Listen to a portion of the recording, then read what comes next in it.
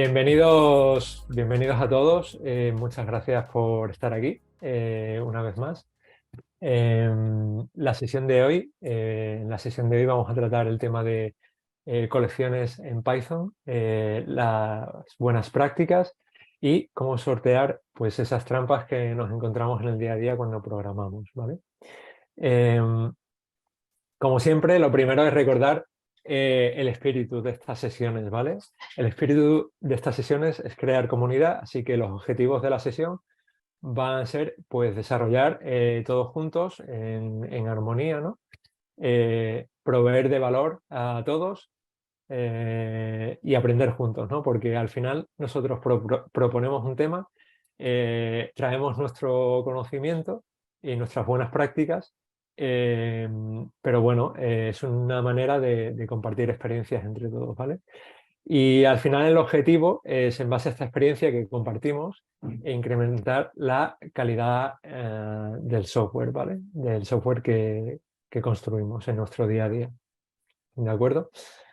Bien, esta vez la sesión tenemos al gran Emanuel Valverde. Manu, para los amigos, si quieres presentarte un poco.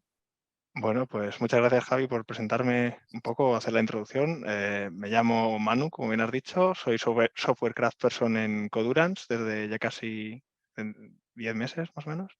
Y bueno, he trabajado con bastantes lenguajes de programación y ahora también me encuentro trabajando con Python un poco.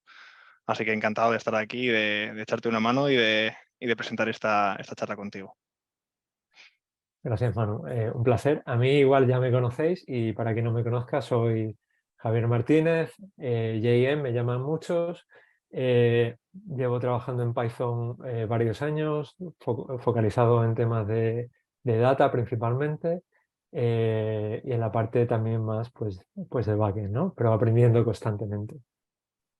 Llevo un año y medio, ¿no? en Codurance y con esto, hechas las presentaciones, vamos a empezar, ¿de acuerdo? Vale, lo primero, como siempre, vamos a hablar un poco de los tópicos del día. Lo primero que vamos a hacer va a ser introducir las colecciones en Python, ¿vale? Dar un poquito, como siempre nos gusta, de background sobre el que todos tener una base común sobre la que hablar, ¿de acuerdo? Y luego en la segunda parte, digámoslo así, vamos a hablar pues de esas pequeñas trampas, ¿no? Que están en el lenguaje y que nos podemos encontrar, ¿de acuerdo? Al final tendremos un resumen de la sesión y estaremos pues abiertos a las preguntas, ¿vale? Aunque hemos puesto la sesión de preguntas al final, esto es una sesión interactiva, ¿vale? Entonces, si tenéis alguna duda o queréis matizar algo o preguntar algo, sentiros libres de preguntarlo por el chat o, o de decirlo a viva voz, os desmuteáis y lo decís, o si no veis esto en directo, pues lo dejáis en algún comentario de la plataforma que sea, ¿de acuerdo? ¿Vale? Dicho esto, vamos a empezar. Trata de colecciones, ¿qué es una colección, no? Pues esta es la idea. Si yo le pregunto a mi madre de qué es una colección, pues esto es lo que el gran público va a entender, ¿no? Hay colecciones de Supermans, hay gente que colecciona mariposas, insectos, hay gente que colecciona Funkos, hay gente que colecciona obras de arte, ¿vale? Y esto conceptualmente son colecciones, ¿de acuerdo? Pero en nuestro día a día, cuando nosotros trabajamos en un proyecto que ofrece valor a un cliente o ofrece valor a unos usuarios, a una aplicación, no tratamos quizás colecciones tan fancies, es algo mucho más prosaico. Entonces podemos tener pues colecciones de pedidos, de orders, ¿no? De órdenes. Podemos tener colecciones de pasajeros, si estamos trabajando con una aplicación de viaje, colecciones de fruta o incluso colecciones de colecciones, ¿no? Podemos tener una colección de los puntos de una red, ¿de acuerdo? Vale. Dicho esto, podemos hablar de qué, en función del tipo, qué es una colección o qué debe cumplir, ¿de acuerdo? Manu igual os comparte por el chat, Manu Valeria, o si no lo comparto yo luego, la sesión que hicimos, la primera sesión de esta temporada, sobre tipado estático en Python, ¿vale?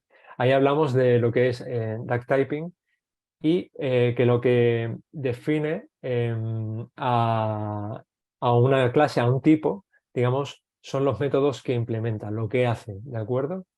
Esto, si nosotros lo trasladamos a las colecciones, vemos este diagrama de clase en que la colección está en el centro, ¿vale? Y, y la colección, digamos, hereda, digamos, de iterable, size y container, ¿vale? Dentro de la cajita, los dunder methods, ¿no? O métodos especiales, son lo que tiene que implementar algo para ser esa cosa, ese tipo. Entonces, para ser iterable hay que implementar el __ iter, para poder ser size __ len, y para ser container __ contain, ¿no? Para ser una colección, digamos, hay que implementar estos tres métodos, ¿de acuerdo? ¿Vale? Y luego aquí abajo, en la parte inferior, podéis ver que las secuencias, los mappings y los sets, ¿vale? Todos tienen que implementar ciertos métodos, perdón, para ser lo que son, pero todos derivan o todos son colecciones, ¿de acuerdo? De este modo, simplemente recalcar la idea de la importancia de duck typing en Python, aunque este diagrama, digamos, lo tenemos también en las abstract classes del paquete de collection, ¿de acuerdo? Nosotros en esta sesión nos vamos a centrar un poco en explicar las colecciones más típicas, las trampas o los usos, eh, y vamos a ver los detalles de cada una. Secuencias, ¿vale? Mappings y sets. Y con esto creo que le doy paso a Manu. Perfecto, muchísimas gracias, Javi. Vale, pues ¿veis mi pantalla correctamente, chicos? ¿Todo bien? Sí, Manu. Perfecto. Vale, pues antes de hablar un poco de colecciones, vamos a hablar de una de las diferencias más grandes que vamos a encontrar en las colecciones en sí, que es el tema de la mutabilidad y la inmutabilidad, ¿vale? Pero antes de eso, definamos un poco pues, qué es mutabilidad y qué es inmutabilidad. Podríamos decir que una variable es mutable cuando nosotros creamos una variable, cambiamos este valor y lo que viene siendo el identificador en memoria o el hash de memoria, cuando lo volvemos a retomar, ¿vale? Es uno que es el mismo al final. Es decir, está mutando el valor que tiene la variable, o sea, lo que tiene guardado en memoria, está cambiando este valor, pero el puntero de memoria al que estamos apuntando sigue siendo el mismo, ¿vale? Eso es lo que sería, o lo que vendría a ser el término mutable, ¿vale? Y el término inmutable es cuando tenemos pues, una variable a la cual le declaramos un valor, ¿vale? El que sea, A, por ejemplo, la queremos mutar y cuando la mutemos, o sea, le añadimos otra A, por ejemplo, en vez de devolverme la misma referencia a memoria en la memoria RAM, me devuelve pues, una referencia diferente porque ha creado otra, ¿vale? Esto tiene pues, sus pros y contras y dependiendo de qué queramos hacer, pues puede ser interesante para nosotros utilizar la inmutabilidad o la mutabilidad. Y bueno, es uno de los principales conceptos que vamos a ver hoy, ¿vale? Como pues, se puede apreciar en la slide, ¿vale? En Python se utiliza el método id o la función id para poder identificar una variable, pues cuál es su referencia en memoria, ¿vale? En los ejemplos también podemos ver como, por ejemplo, se crea una variable a, que es una lista que tiene dos elementos. Cuando comprobamos el hash en memoria, vemos que tiene un hash concreto y cuando le añadimos a esa lista un 4, vemos que el id sigue siendo el mismo, ¿vale? Es decir, no hay un cambio en esa variable, o sea, en ese valor de referencia. Y luego, cuando vemos una lista, un string que es un inmutable en este caso, cuando creamos ese string hello en la variable a, cuando comprobamos otra vez esa referencia, podemos apreciar que cuando luego le concatenamos el word, la referencia que nos devuelve cuando la volvemos a contrastar, como decía antes, es distinta, ¿vale? Una vez dicho esto, vamos un poco a lo que son las colecciones básicas, ¿vale? Las secuencias. En este caso, pues están los arrays, los strings, los bytes y los bytes array, ¿vale? Los arrays son mutables, los strings son inmutables, los bytes también son inmutables y los byte array son mutables. Como podéis ver, para mí lo remarcable también en esto es que también hay un trade-off muy interesante con el tema de la mutabilidad y la inmutabilidad. A lo mejor a veces es interesante utilizar un array en vez de un string para guardar por ejemplo, un array de caracteres por el hecho del performance, ¿vale? Bueno, dependiendo de qué queramos hacer, ¿no? Pues a lo mejor interesa más una colección mutable que una inmutable. Por ejemplo, si utilizamos una lista, ¿vale? En vez de arrays concretamente, las listas por el comportamiento que tienen, lo que harían sería, nos guardarían la longitud de lo que le hayamos puesto dentro, ¿no? Y nos almacenarían, hay una fórmula matemática, ¿no? Mediante la cual nos guardarían también las siguientes, digamos, celdas o espacios para poder almacenar elementos dentro, ¿vale? Y esto, pues, es una operación un poquito más costosa de lo que podría ser, por ejemplo, utilizar un string, ¿vale? Algo más, digamos, por así decirlo, inmutable, ¿vale? Perdón. En cuanto a colecciones básicas también, importante comentar, como decía antes, ¿no? Que aquí pongo un ejemplo, ¿no? Donde hago un array de strings y un string, ¿vale? Y podemos ver que lo que es la API que nos ofrecen los arrays y nos ofrecen los strings también es bastante parecida, ¿vale? Podemos ver que puedes crear un array que va a tener la letra A y la letra F, ¿vale? Y cuando queremos acceder a este array de strings a la posición 1, pues nos devuelve la variable f, o sea, el valor f, por así decirlo. Y cuando creamos un string, pues obviamente, si accedemos al 1, nos devuelve el f. Como decía antes, esto también tiene una serie de trade-offs, de cosas buenas y cosas malas, ¿no? Por ejemplo, cuando trabajáis en lenguajes como Java, ¿no? El hecho de utilizar string builders para no crear strings hasta que no tengas el string creado es porque el hecho de la memoria que puedes llegar a consumir es bastante mayor y, como decía antes, el tema de la mutabilidad y la inmutabilidad es bastante importante en este ámbito y en este sentido. También, como se puede ver en el ejemplo abajo, podemos apreciar bueno, que el array es una instancia de colección y que también lo es el string. Ambos dos implementan, como decía Javi antes, la interfaz collections. Pero si le preguntas, obviamente, bueno, el array, que aquí he puesto el string sin querer, el array es igual que el string, te va a devolver que es false, ¿vale? Porque realmente no es de tipo string, ¿vale? Es un array. Esto, Manu, es interesante si vuelves para atrás. Sí, vale. Ver también lo de las secuencias, ¿no? Y que, como tú has dicho, pues todos estos pertenecen a la clase secuencia porque implementan pues, los métodos que hemos mencionado antes. Los métodos que mencionábamos aquí adelante, como bien Mm. comentabas. Vale, y una vez dicho esto, ¿vale? Pasamos a, como decía antes, lo que son las listas. Las listas son elementos mutables, ¿vale? Por lo tanto, y esto es una cosa bastante interesante. Las listas, como decía antes, aparte de guardar, por así decirlo, la información que tienen, reservan un espacio para ir añadiéndole valores después, ¿vale? Con una fórmula matemática. Y el contenido de las listas en sí tampoco es el valor en sí, sino una referencia a los valores, a las otras variables. Por eso en una lista puedes tener pues, un string, un número, o puedes tener un objeto, o otra cosa, puede ser una lista compuesta de diferentes cosas, ¿vale? Eh, bueno, y las tuplas también son bastante parecidas en el sentido de cómo se albergan, con la diferencia de ser inmutables, ¿vale? Eh, como decía antes, a nivel performance es bastante mejor. No sé si, Javi, quieres hacer algún inciso en alguna de estas dos colecciones.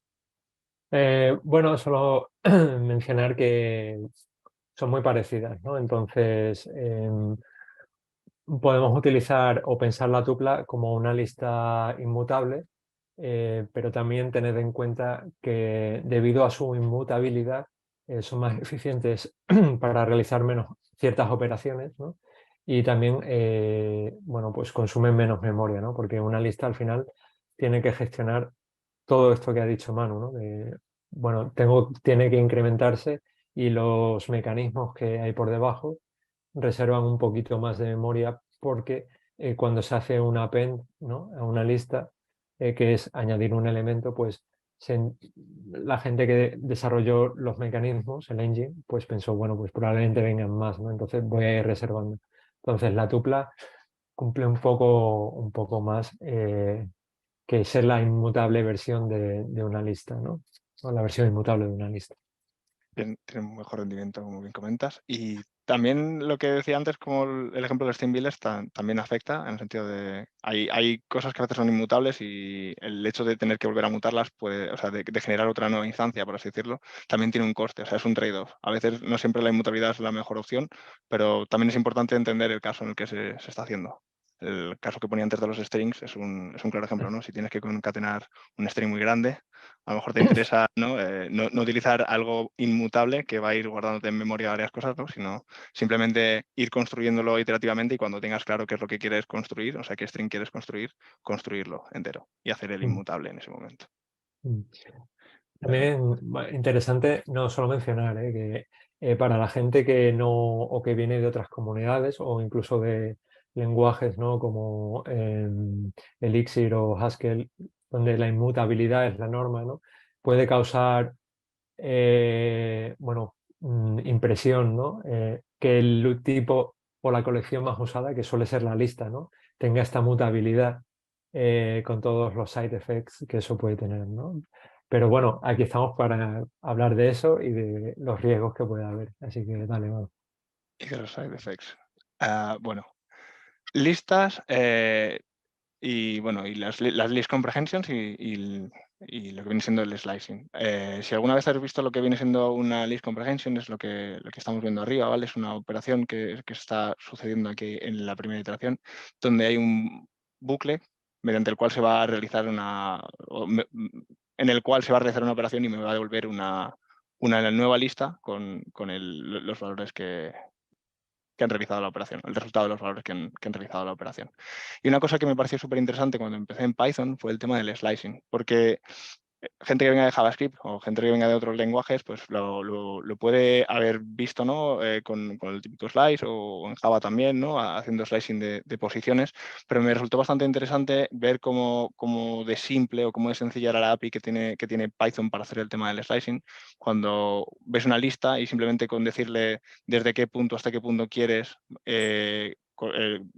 o sea, es capaz de devolverte una nueva lista, una sublista, ¿no? Un subconjunto de información, simplemente pidiéndole el índice desde que quieres empezar hasta el índice que quieres terminar, y si te quieres saltar alguno, lo puedes hacer con el tercer parámetro que tiene, que también es bastante interesante. Es algo que en ningún otro lenguaje había visto antes, y pues, si eres nuevo en Python, la verdad es que chirría bastante, o sea, en el sentido de algo súper nuevo que dices, jo, qué chulo, y por qué otros lenguajes no lo implementan. Sí, Y... Perdón, dale, Javi. no, no, simplemente iba a comentar que esto es algo que puede sorprender porque digamos que la API o el syntactic sugar que hay es mucho, ¿no? Es muy, bueno, simplemente con los dos corchetes y los dos puntos, pero claro, alguien que viene de otros lenguajes ve esto y a veces es como un cambio de paradigma muy grande, ¿no? Y algo, por ejemplo, la línea 82, ¿no? Que es como muy clásica, ¿no? Cuando ya estás en Python es, bueno, quiero darle la vuelta a algo, entonces en vez de iterarlo saltando uno o dos, ¿vale? Salto menos uno, ¿no? Que es como te explota la cabeza, pero porque no hay continuidad, ¿no? Dices, ¿cómo voy a saltar menos uno? Entonces, bueno, estas cosas son bastante interesantes. Y otra cosa que tampoco he puesto aquí, pero que también me resultó bastante interesante, es el hecho de que las listas también puedes acceder bueno, podrías poner en lo que viene siendo el slicing desde un índice a un índice superior al que tiene la lista. Por ejemplo, si una lista tiene 5 elementos, yo llego y pongo 7, desde el 0 hasta el 7, Python no da un error, sino que lo autogestiona y simplemente te dice desde aquí hasta el final de la lista y te devuelve el final de la lista. Es capaz de gestionar eso por ti. Eso es algo que también está muy, muy guay de Python y que me gustó bastante cuando lo usé por primera vez, la verdad. Ujú. Y de hecho también si el salto es de más, también tampoco da error, ¿no? Tú puedes poner 2.40 ahí en el ejemplo 83 y te retornará el primero, ¿no? Porque salta de ahí y al 40 y como no hay más, pues ya está. Sí. Y bueno, pasamos al tema del unpacking, que me resultó también bastante interesante porque yo también venía del mundo de JavaScript y bueno, esto es como la deconstrucción de arrays y de objetos en JavaScript, pero me resultó muy interesante, sobre todo por la línea 99, en la cual se puede apreciar, bueno, vamos por partes como dijo Jack el Destripador, ¿no? Se puede hacer la deconstrucción de, por ejemplo, una tupla, ¿no? Diciéndole el nombre y el country, y name va a ser Javier y country va a ser Spain, ¿no? Y eres capaz pues, de obtener estas dos variables de esta tupla. Luego podrías hacer lo mismo también con el asterisco barra baja, que te cogería el resto de argumentos que estaría, o sea, que habría, ¿vale? y el country, que sería el último. Es capaz de diferenciar, ¿no?, entre el primero, por así decirlo, y el último que le colocas y el resto de parámetros. Esto en otros lenguajes, pues la verdad es que no lo he visto nunca y me pareció bastante interesante la primera vez que lo vi. Y se pueden hacer bastantes cosas interesantes, como por ejemplo el ejemplo 99, que era el que decía antes, que bueno, tienes Belgium y 13, ¿no?, que puede ser el código de un país, por así decirlo, y poder obtenerlo mediante una tupla, después de haber hecho también el unpack con el asterisco barra baja, que bueno, que es como el resto de elementos que habría, ¿no? Desde el primero, que sería el nombre, el resto de elementos, y luego el array o la tupla que les, bueno, array, la lista o la tupla que le estás diciendo ahí, y es capaz, es suficientemente inteligente para discernir entre que dentro de esa tupla debería estar el country, que sería Belgium, y la region, que es la region number o lo que fuera, el 13, ¿vale? Y eso pues también me resultó bastante interesante, y creo que es algo que otros lenguajes no tienen ni están cerca de tener también. Y bueno, pasamos al argumento, bueno, a lo que viene siendo poder operar con listas, que esto me explotó la cabeza cuando me lo explicaron por primera vez, literalmente me explotó, porque nunca pensé que a una lista le podríamos hacer una operación tal cual, como puede ser, por ejemplo, el hecho de decir multipliquemos esta lista por 2 y lo que hace literalmente es duplicar la lista, ¿vale? Eso fue algo que nunca había visto, se puede apreciar en la línea 121, en la entrada 121, donde literalmente lo que hace también, y algo a tener en cuenta, es está mutando la lista, ¿vale? Es decir, está cambiando el valor de la lista y está haciendo que la lista que antes tenía un listado de 1, 10, 100, 1000, 3, never y ending, ahora lo tenga por 2, ¿vale? Y esto es algo pues también bastante interesante y que luego resultará también bastante más interesante cuando veamos el tema de la mutabilidad de las listas y cómo también puede afectar. Mm. Bueno, y creo que esta parte Este ya... caso último es súper interesante. Yo lo uso mucho para hacer test, ¿no? Si tengo un test que necesito 1000 elementos de algo, o 100, ¿no?, o muchos, multiplicarlo así es súper útil, ¿vale? Vale, Manu, pues muchas gracias. Voy a darle un poquito aquí a esto. El repo lo hemos compartido. Estad atentos al chat. Y voy a seguir yo y vamos por ahí. Vale. Vale, pues hemos visto dos tipos muy usados, las listas y las tuplas, ¿vale? Hemos hablado de la mutabilidad, que es muy relevante, tener control, tener conocimiento de cómo lo usamos, ¿vale?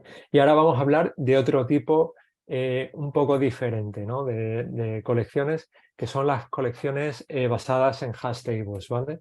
Entonces, una hash o un hash, esto está cogido de la documentación de Python, tenéis el enlace abajo en la diapositiva, en el slide, ¿vale? Eh, un hash table lo que hace es asignar una clave valor, ¿vale? Dentro de una estructura de datos, y la clave está calculada con una función de hash, ¿vale? Con una función que matemáticamente te va a devolver al mismo input un output determinado y único, ¿de acuerdo? Para que no haya colisiones, ¿vale? ¿Qué hace esto, no?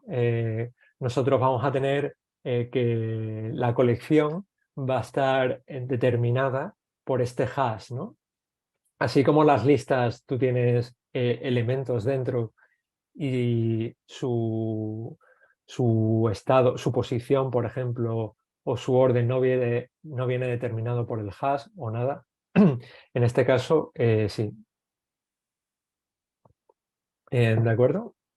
Entonces, la mayoría de objetos inmutables en Python son hasheables, ¿vale? Porque una de las cosas que no podemos hacer, ¿no?, es decir que eres hasheable, pero al mismo tiempo estar mutando, ¿no? Porque entonces la función de hash nos devolvería valores diferentes. Esto tiene ciertas implicaciones que podemos ver, ¿no? Ahora explicaré algunas, ¿no? Los containers, bueno, pues como listas o los diccionarios, que ahora los veremos, no son mutables, entonces no nos valdrán para, ser hasheables, ¿no? O como hashes, como keys, ¿vale? Y luego un container hasheable será, o sea, un container será hasheable solo si sus componentes internos son inmutables. ¿Por qué decimos esto? Hemos visto algún ejemplo antes, no sé si por aquí atrás, ¿vale? En que teníamos una tupla, ¿vale? Y la tupla tenía una lista dentro. ¿Qué va a pasar? ¿Vale? La tupla es inmutable, ¿vale? Y como ha dicho Manu, la tupla simplemente guarda direcciones o apunta a ciertos espacios de memoria donde puede haber otras variables. ¿Qué pasa? Si el último elemento es un puntero que apunta a un valor mutable, no va a poder ser hasheable porque la lista puede mutar en cualquier momento, ¿vale? Entonces, aunque la tupla sea inmutable, al tener una lista dentro que es mutable, pues no nos va a valer como hash, ¿vale? De acuerdo, esto es, bueno, importante que lo tengamos en cuenta para ver estos tipos, ¿vale? El primero de ellos es muy importante, muy importante, porque es el diccionario y un diccionario es lo más parecido que tenemos como estructura de datos en Python a un JSON, ¿de acuerdo? Y un JSON es la moneda de cambio entre la mayoría de las REST que funcionan, REST APIs que funcionan ahora mismo, ¿no? Los payloads que vais a tener, que os devuelve vuestro servidor, que vuestra aplicación puede enviar al servidor, van a estar en este formato, ¿vale? Entonces, lo normal es que vuestra aplicación trate de mover eso o parsearlo a un diccionario, ¿de acuerdo? Vale, lo que tenemos aquí entonces, lo voy a explicar. Un diccionario sería esta estructura, ¿vale? Con una función de hash y dentro va a tener diferentes items. Los items van a tener clave y valor, ¿no? La clave será los keys, ¿vale? Y los valores, pues pueden ser lo que queramos que sean, ¿vale? Lo que he dicho antes es que las keys tienen que ser inmutables para poder ser keys de un diccionario, ¿de acuerdo? Aquí vemos algunos ejemplos y lo he puesto a propósito de esta manera, ¿no? Porque a veces pensamos que como key únicamente nos puede valer un string, ¿no? Pero realmente un entero también es inmutable, ¿de acuerdo? Entonces, en la línea 134 podéis ver, ¿no? Que podemos usar las curly brackets, las llaves, para construir un diccionario que va a tener como key primera elemento 1 y como segunda key 33, ¿no? Que es un entero, ¿de acuerdo? Mientras que en el primer caso el valor sería un entero que es 1 y en el caso de 33 sería un string que es hola, ¿vale? Tenemos otra forma de construir diccionarios que es con dict, ¿no? De modo que podemos pasarle una tupla y va a transformar esa tupla en clave valor, ¿de acuerdo? Y también tenemos la posibilidad de pasar a dict como keyword arguments, como argumentos con nombre, pues la clave valor que queremos. En este caso lo único que ocurre es que la clave de elemento 2, pues como tiene que ser un keyword argument, pues no podrá ser un entero, ¿vale? Va a ser un string, ¿de acuerdo?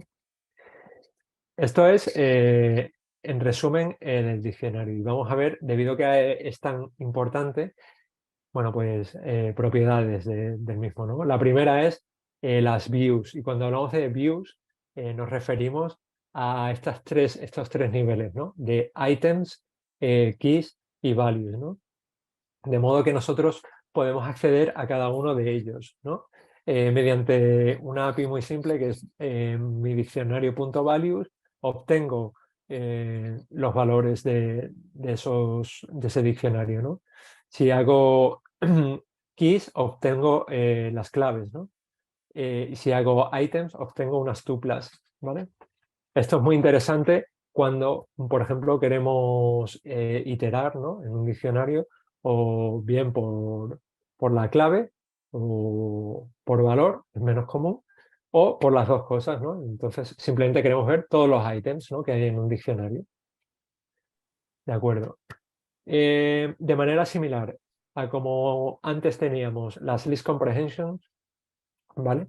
Que es manera pythónica de, por ejemplo, hacer maps o filters, pues vamos a tener también la posibilidad de crear dict comprehensions, ¿ok? De modo que podemos tener un diccionario, en este caso estamos haciendo un zip, es decir, vamos a iterar sobre dos entidades de dos variables, ¿vale? Y vamos a generar un diccionario con un nombre y un valor de esta manera, ¿de acuerdo? Muy potente esta manera de crear diccionarios en base a otras colecciones que tengamos, por ejemplo, listas, ¿vale? Perdón, el unpacking también es interesante, ¿vale? Y aquí tiene un poco de más de miga, porque esto choca muchísimo. Es que, por ejemplo, podemos definir podemos hacer el unpacking dentro de una función que reciba keyword arguments con los dos asteriscos. Vamos a poder hacer el unpacking de los diccionarios. Este concat lo único que hace es retornar las keyword arguments, ¿no? Y nosotros le estamos pasando aquí tres, myDict, que si veis por sí misma no tiene un keyword argument, ¿no? No es un keyword argument. Tenemos parameter, que sí que tiene un nombre, el parámetro, y tenemos aquí otro diccionario que tampoco tiene un nombre, ¿no? Pero al usar asterisco, asterisco, lo estamos haciendo el unpacking, ¿de acuerdo? De modo que al tener clave-valor, la clave va a ser el nombre del parámetro y el valor pues va a ser el valor que tome ese parámetro. Es interesante cuando a veces el contrato entre diversos métodos o funciones no está muy claro o puede ser flexible, pues podemos usarlo. Es potente, ojo, que es peligroso también, ¿eh? Porque esta forma, bueno, para nosotros es conocida, para gente que viene de otros lenguajes chocan mucho y es cierto que la legibilidad es muy mala, ¿no? Entonces, bueno, hay que usarlo con mucha mesura, ¿vale? Segundo tipo de hashable que tenemos, de colección hashable, son los sets y los frozen sets. En este caso no tenemos clave valor, ¿de acuerdo? Sino que el hash se va a hacer sobre el valor, ¿de acuerdo? Y esto, bueno, en este caso, así como hay una cierta diferencia entre lista y tupla, los sets y frozen sets se comportan de manera muy parecida, ¿vale? Y lo que vamos a hacer o lo que hacen es calcular el hash del valor y se quedan almacenados con el hash, ¿vale? El hash lo que asegura es que asegura la unicidad de ese valor dentro del set. Y esto es muy potente porque nos permite aplicar la teoría de sets, ¿no? Que la he puesto aquí un poco explicada en el grafo, de modo que podemos hacer intersecciones, podemos hacer uniones, podemos hacer diferencias y podemos complementar, ¿no? Un set, o bueno, decir lo que no está en ese set. Esto os parecerá quizás no muy útil, pero es muy potente, debido principalmente a que nos asegura la unicidad de elementos dentro de ese set, ¿de acuerdo? Y con esto hemos visto los tipos más comunes que existen en Python, ¿vale? Existen variaciones. Y simplemente os queremos dejar una recomendación que va ligada a la sesión 1, ¿no? En la sesión 1 de esta temporada dijimos que recomendamos que las colecciones tengan un nombre de dominio, ¿vale?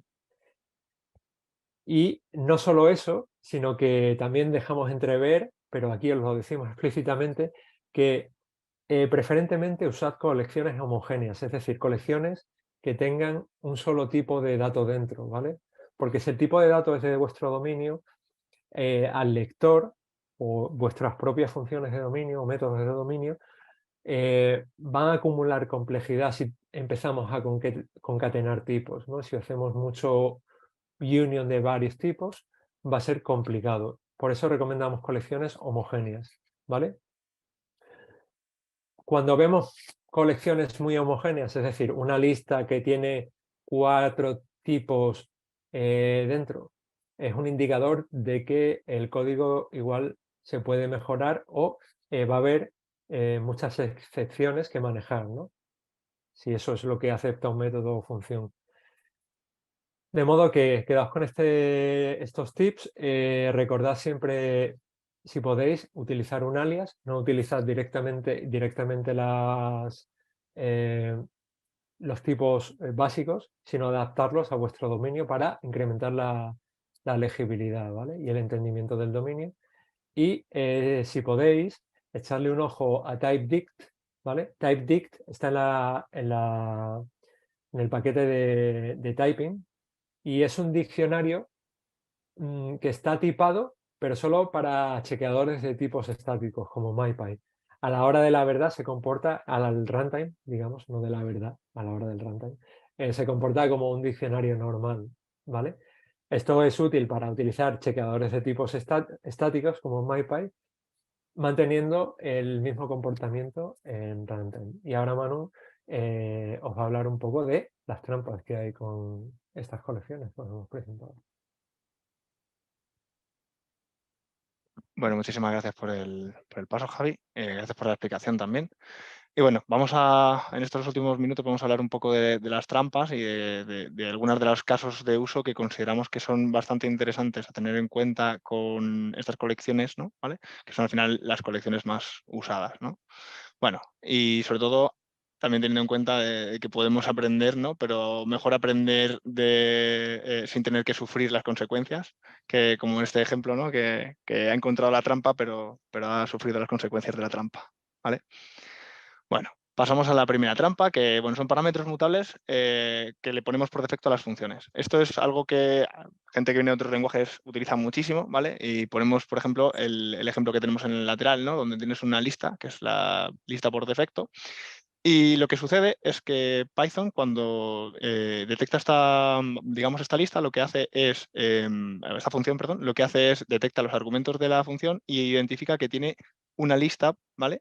Y la declara y la asigna, la asigna en memoria, por así decirlo, ¿no? Entonces, cuando nosotros mutamos esta lista que acaba de asignarse en memoria, como hemos visto antes, al ser las listas mutables, si nosotros modificamos el valor de la lista de entrada, la default list que podemos ver aquí en la diapositiva, cuando hacemos un append del elemento, por ejemplo, que queremos añadir, lo que acaba sucediendo es que cada vez que la vamos llamando en la ejecución del programa, realmente estamos añadiendo a la lista, ¿vale? El valor no solo que queremos, sino el que había antes. Estamos mutándola, ¿vale?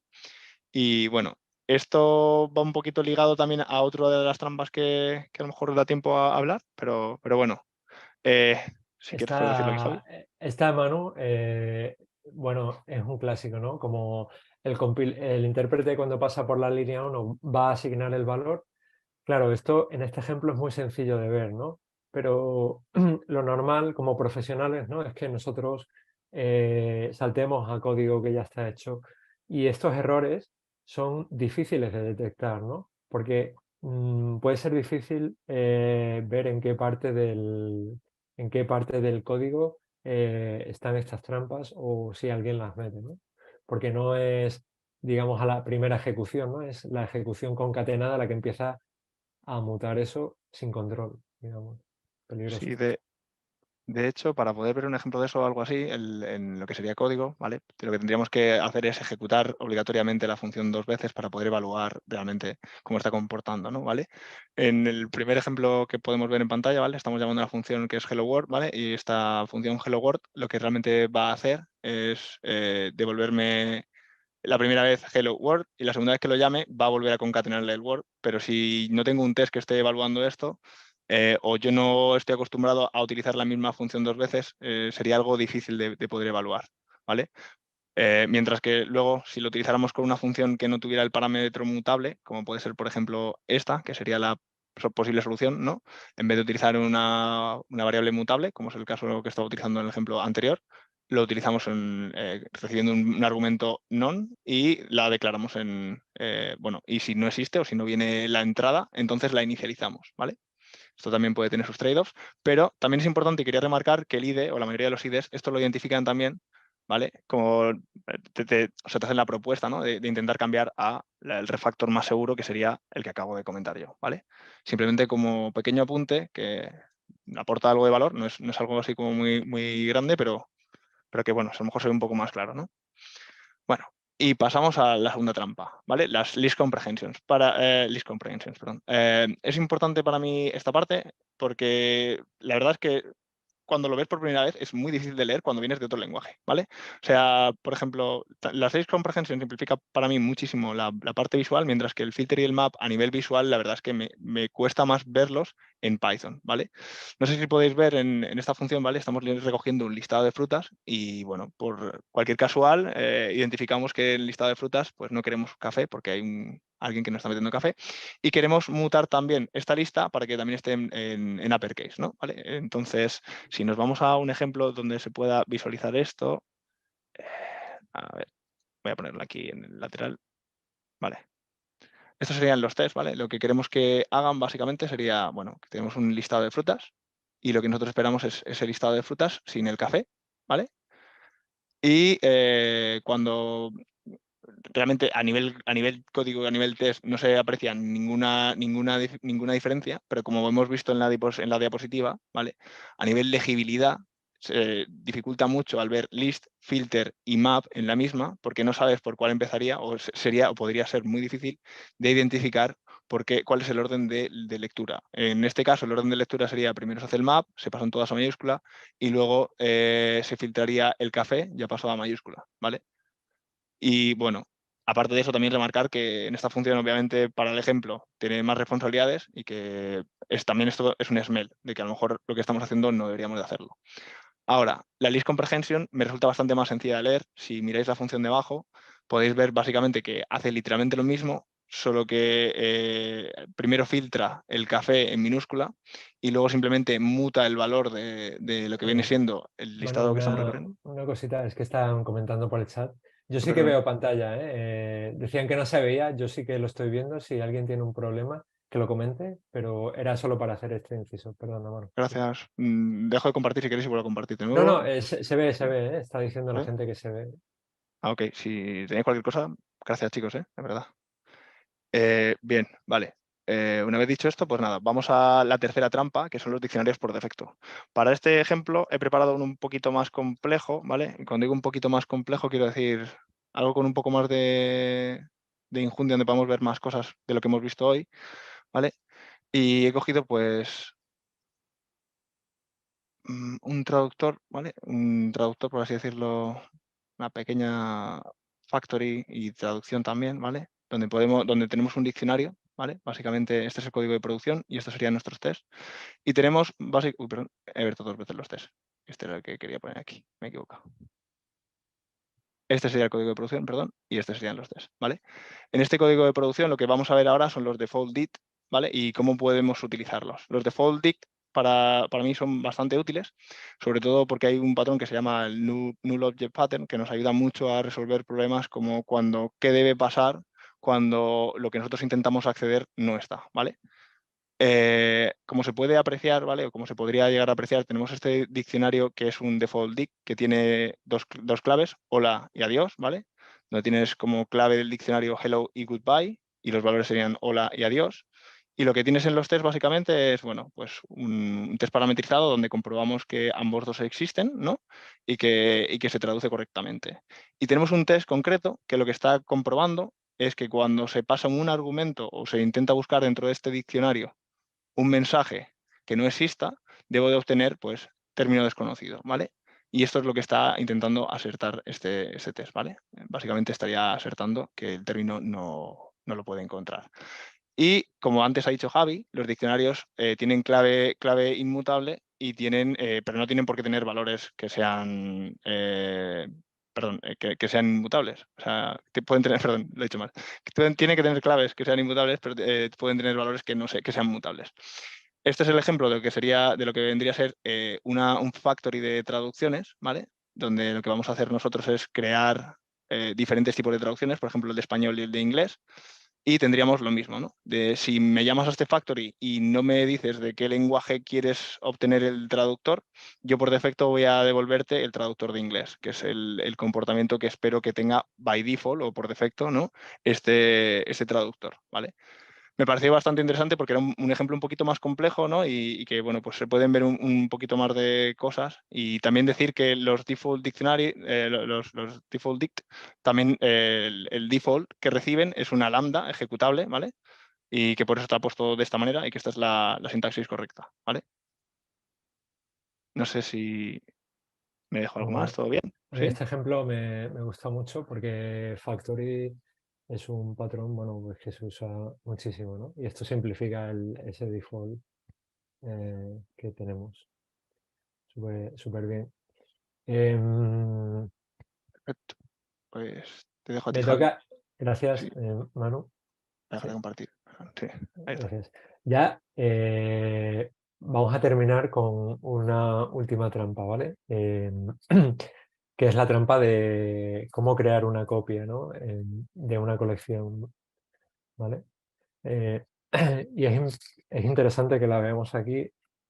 Va, por cierto, Poetry Run PyTest debería funcionaros si lo tenéis todo funcionando, ¿de acuerdo? En el repositorio. Entonces, los tests funcionan y los tests os van a dar un indicativo de lo que están haciendo las colecciones, ¿vale? Entonces, ¿qué pasa cuando queremos crear una copia de una colección? Pues que vamos a hacer una copia superficial, ¿de acuerdo? Para hacer una copia de una colección, ¿de acuerdo? Lo que se suele hacer es invocar al constructor, ¿no? En este caso tenemos MyCollection, perdonad, que no lo he mostrado. MyCollection tiene aquí países y personas, ¿no? Entonces tenemos Argentina y PelaDB, ¿no? Brasil y Mateus, Spain y Manu, y hay un componente raro aquí que es Spain Javier, que es una tupla, ¿no? Es un bicho raro. Entonces, si, si hacemos una asignación, no estamos copiando nada, ¿vale? Esto es importante de memorizar. Cuando asignamos, no copiamos los valores. Digamos que le estamos cambiando o añadiendo un alias, ¿no? Tenemos unos valores y le estamos añadiendo un alias. Lo que se llamaba MyCollection, ahora se llama NewCollection también. Pero el is, que lo que hace es invocar al método id y comprobar si en memoria están apuntando o son lo mismo, da el mismo resultado con la asignación, ¿de acuerdo? Para hacer una copia, ¿vale? Podríamos usar esto que os he dicho, con el constructor de list, puedo hacerme una copia de mi colección, que es una lista, ¿no? También podría hacer así, ¿no? Collection igual my collection dos puntos, perdón que me he equivocado. Esto es Syntactic Sugar, así que bueno, ambas formas, ¿no? Pero creo que es mucho más legible la primera. Decir, bueno, estoy como creando otro, ¿no? Con el constructor típico de listas. ¿Qué pasa aquí? Si vamos a las aserciones, vemos que ahora mi colección ya no is not new collection, es decir, se ha creado una copia, ¿vale? Diferente. Pero como hemos hablado antes, las listas guardan direcciones de memoria, ¿de acuerdo? Entonces, la primera sección nos dice que New Collection 0 is first person, ¿no? ¿Vale? Y New Collection -1 is last person. So, es lo mismo, ¿no? ¿De acuerdo? No hemos hecho otra copia diferente. Entonces, para esto, si queremos crear una copia del continente y también del contenido, Python nos provee dentro del paquete copy, ¿vale? Nos provee de deep copy, ¿no? También nos provee de copy, que hace lo mismo que el constructor de antes, y yo creo que el constructor se ve mejor, pero copy deep copy sí que nos hace, ¿vale? Una copia, pero tened esto en cuenta. Ahora, con este deep copy, my collection is not new collection, ¿vale? Es una cosa nueva. Mi componente primero, mi continente, mi primer elemento de la colección, ya no es el first person, ¿vale? Es decir, ha creado uno nuevo, ha hecho una copia, ¿vale? Pero ¿qué pasa con el -1, que era el bicho raro? Pues ojo al dato porque el -1 sigue siendo last person. ¿Por qué? Pues es un inmutable, con lo cual no puedes hacer una copia. Como no puede mutar, no puede cambiar, da igual, ¿no? Estarías copiando, estarías creando otra cosa. Entonces, que veáis un poco cómo funciona esto, ¿de acuerdo? Con este pequeño ejemplo. Dicho esto, estas son las trampas, las trampitas más habituales o que pueden chocar más cuando vienes de otros lenguajes de programación, de otros frameworks, de otros entornos, ¿vale? Aquí habéis visto unas ciertas prácticas, está todo en los test, ¿no? Y bueno, ahora podemos hacer un resumen de la sesión, ¿vale, Manu? Porque llevamos unos 42 minutos, Sí, pero dejamos un último apunte, ¿vale? En la presentación lo vais a ver. Os proponemos dos catas, ¿vale? No sé si conocéis la página de Codurance, de Catalyst. Tenemos esta cata de bugs, que es muy interesante. ¿Por qué? Porque se va a trabajar con, ya lo veis aquí, varias colecciones. Yo la recomendamos y está resuelta en el repositorio, ¿de acuerdo? Y luego tenemos la cata de Text Processing, también Manu, ¿no? sobre todo la primera Que iteración. la Sobre todo la primera... primera iteración por el hecho de encontrar la duplicidad, porque bueno, con Python tienes una manera bastante sencilla de contar el número de, de elementos duplicados dentro de una lista y creemos que sería interesante, ¿no? el intentar practicarlo, los counters, básicamente. Aquí, ¿no, Manu? Hay una estructura, también es una colección que se llama Counter, que os animamos, os dejamos ahí el tip, os animamos a que la chequeéis, a ver si lográis hacerla cuadrar en la cata, si queréis intentarlo, ¿vale? ¿De acuerdo? Y luego, ¿no? Os dejamos estos libritos. Los hemos recomendado antes, son muy buenos, muy recomendables para tener una perspectiva nueva y bueno, los que son específicos de Python, pues para ver cómo funciona el lenguaje por dentro. Y con esto esperamos preguntas, Manu. Pues no hay nada por el chat, no sé si alguien quiere comentar algo. Ponen que si podemos pasar los links, por favor, pero no sé si se refiere a lo de los libros, pero sin problema. O sea, si no los ponemos aquí, los podemos poner también en la descripción del vídeo, sí, de los libros. Aquí Pues pasamos la presentación y aquí pasamos el repositorio, ¿vale? Lo pasamos de nuevo. De todas formas, esto será compartido y lo linkearemos. Solo un pensamiento. Las colecciones pueden ser como muy básicas, ¿no?